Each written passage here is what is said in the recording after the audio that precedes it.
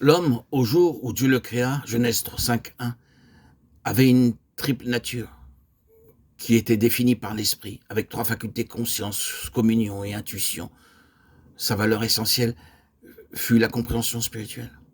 Puis son âme, avec la raison, le sentiment, la volonté ou le vouloir. Sa fonction sera l'interprétation pour la vie humaine.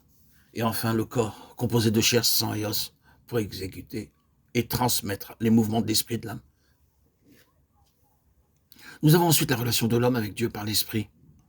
Elle a 5 formes: la ressemblance fondamentale par l'esprit, la communion, la connaissance, qui sont les perceptions spirituelles, la coopération, le gouvernement. Secondement, nous avons la chute. Les résultats et les effets de la chute ont été et sont: l'esprit humain est assujetti à l'âme. L'âme, qui est le siège des attaques et du triomphe de Satan, sera assujettie au pouvoir des forces mauvaises.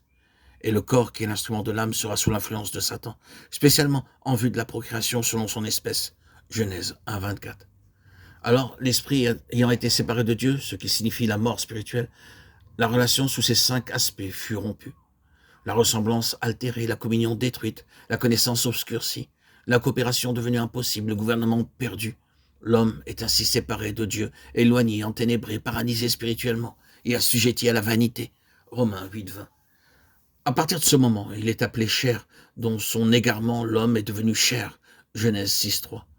Et nous savons, d'après le Nouveau Testament, que cela ne signifie pas seulement mortalité, mais la présence d'un principe actif qui est l'ennemi de l'esprit et de Dieu. Il sera de plus connu désormais comme l'homme naturel, psychique.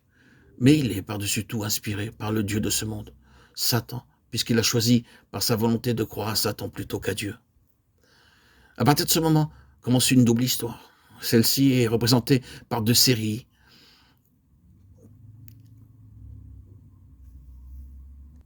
de mouvements dans l'histoire de l'homme, à partir du début et selon la pensée de Dieu.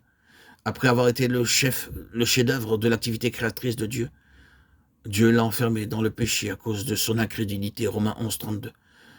Et Dieu a établi en type et en symbole les principes de la croix de Christ. Dans cette ligne, rien de ce qui est de l'homme lui-même ne peut jamais être accepté de Dieu. Certaines choses, 3 principalement, sont toujours gardées soigneusement en vue.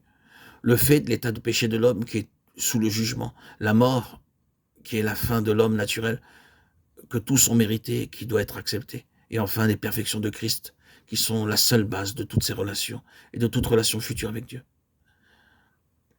C'est ce qui ressort d'ailleurs dans l'exemple de Caïn et d'Abel. C'est pourquoi la mort a une si grande place dans toute l'économie divine.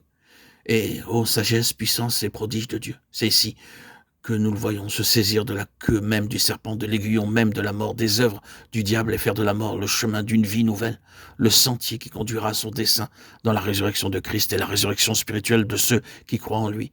C'est encore pourquoi toute offrande acceptable à Dieu, celle qui rapproche l'homme de Dieu, doit être sans défaut.